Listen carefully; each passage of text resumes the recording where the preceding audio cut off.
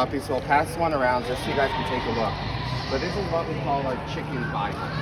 So it's not just chickens, it's ducks, geese, turkeys, and guinea fowl as well. But it gives you a listing of all of the different breeds and varieties that are recognized by the Alberta Poultry Association and that can compete for the prizes at a show. If your breed doesn't show up in here, you can still certainly show it. It's just not eligible for the official prizes. So if you've got something fun like the cream leg bar that hasn't been accepted yet, feel free to bring it to a show. It just can't go beyond festival. But there's a lot of content in this book, and it's been around for a long time. So it's quite historical. It was first published in 1874, and we're just about to publish the 45th edition this fall. So it's been through a lot of revisions, and in its day it was written by the premier breeders of the breed for which that standard is written. So the best Rhode Island Red breeders were the ones that defined the standard for Rhode Island Red, and that was the case for all of the different breeds. So it's sometimes a little bit intimidating. It's a 400-page book with a lot of writing, but it's got a lot of pictures too. But it will instruct you as a breeder what to look for when you're selecting your animals for breeding and for showing. It's not just a guide for a judge. It's a guide for the breeder, it's a guide for the exhibitor, it's a guide for the judge, and it's a guide for the purchaser. If you're going out and buying mature birds, take a read of the standard prior, and when you're going to pick up your birds, do they meet the standard, do they not, what are their faults? So it's broken down into a bunch of different sections, but we'll often refer to the first 40 pages. And the first 40 pages, normally that's a section of the book you skip over and go look at the pretty pictures. But in here, it's a lot of text, but there's a lot of good diagrams as well. So it goes through all of the criteria for entering new breeds into the standard. So if you've got an unrecognized breed, it gives you the instructions on how to get it recognized.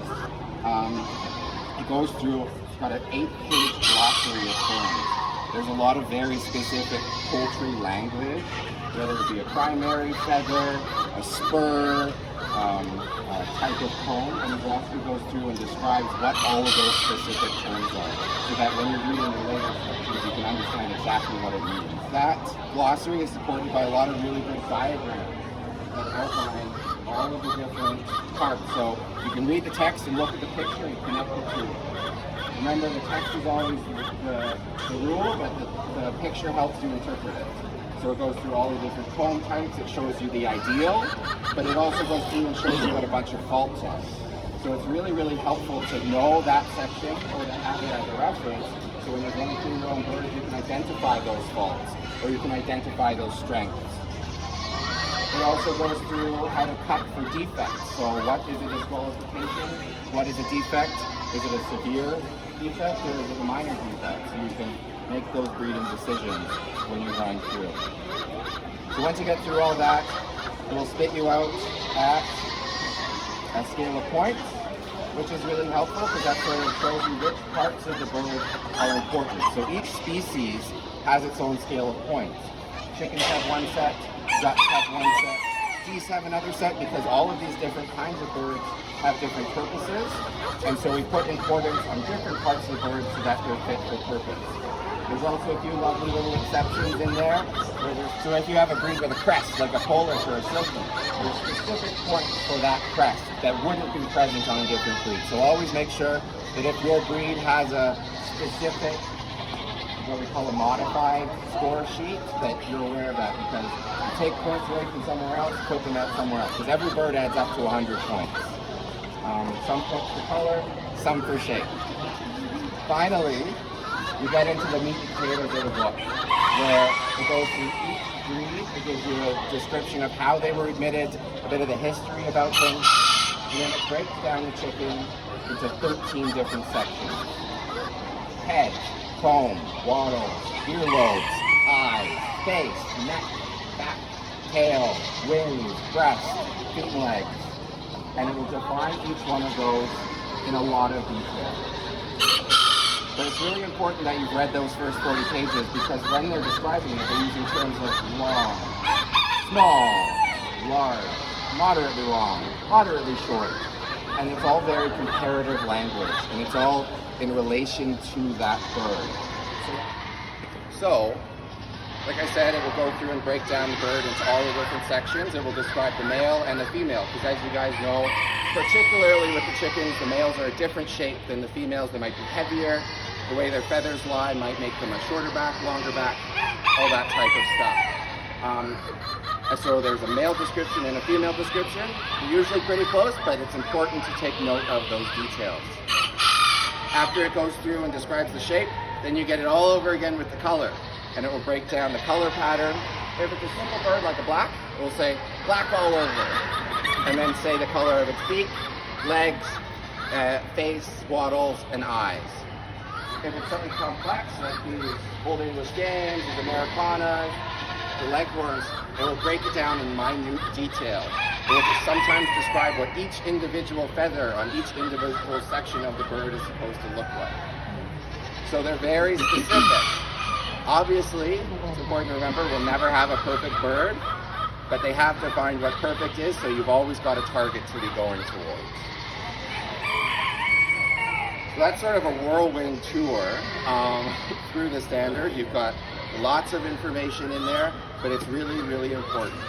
It can be really daunting, and so in there, for pretty much every breed, I think there's only 2 that don't have illustrations, and the vast majority of the varieties, there's also an illustration, a color illustration. And the reason that we've gone with illustrations is because it's acknowledged that there is no perfect bird. So if we put a picture in, it would be misleading you guys. So it's an artist's impression of what the standard is. So if you're having a hard time picturing it in your mind from the words, you can't paint that word picture, you've got the picture there as reference.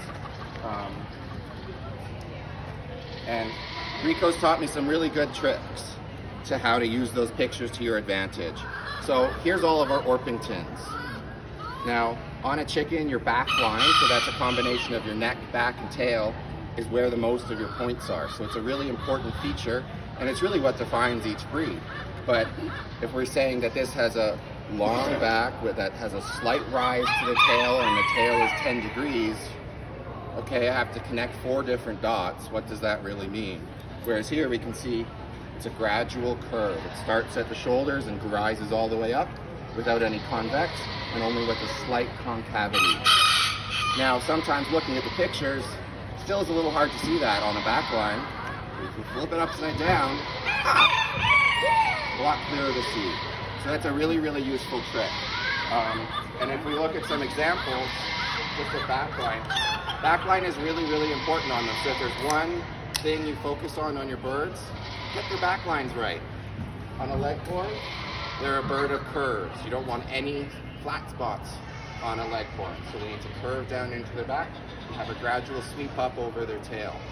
Our Cochins are also a bird of curves, but they curve in all the different directions. They curve down, they curve back over, and they curve in every single profile.